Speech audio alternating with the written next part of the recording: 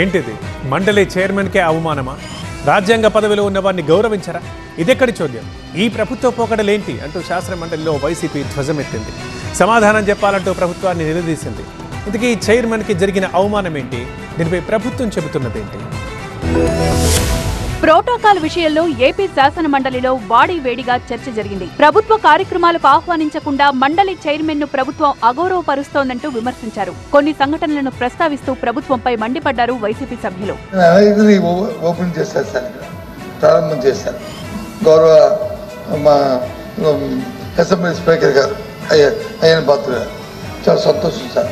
Chairman గారికి invitation కానీ పేరు కానీ ఏమీ లేదు సార్. మొన్న తిరుపతిలో కాన్ఫరెన్స్ జరిగింది సార్, మహిళా సభ జరిగింది. లోక్సభ స్పీకర్ గారు కూడా వచ్చారు సార్. ఇదిగో సార్ చైర్మన్ గారు ఎక్కడ కూడా లేదు. మళ్ళీ చూడండి సార్, నిన్న చెప్పారు కదా సార్, హౌస్కి వచ్చి లీడర్ అని చెప్పారు కదా సార్. రమణ సార్ ముఖ్యమంత్రి గారు వచ్చి దీనికి సమాధానం చెప్పండి సార్.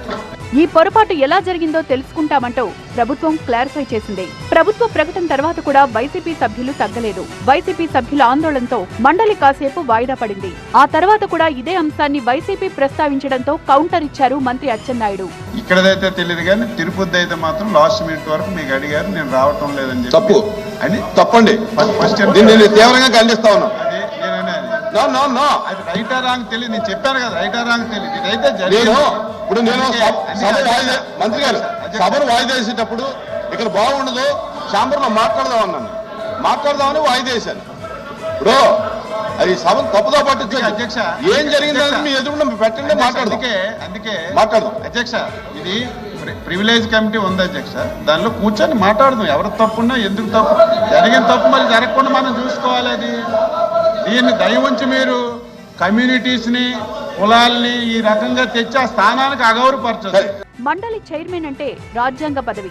ఆ పదవిలో ఉన్నవారికి పార్టీలతో సంబంధం ఉండదు. ప్రభుత్వ కార్యక్రమాలన్నింటికీ పిలవాల్సిన ప్రోటోకాల్ ఉంటుంది. కానీ కూటమి ప్రభుత్వం ఇందుకు విరుద్ధంగా వ్యవహరిస్తోందంటోంది వైసీపీ.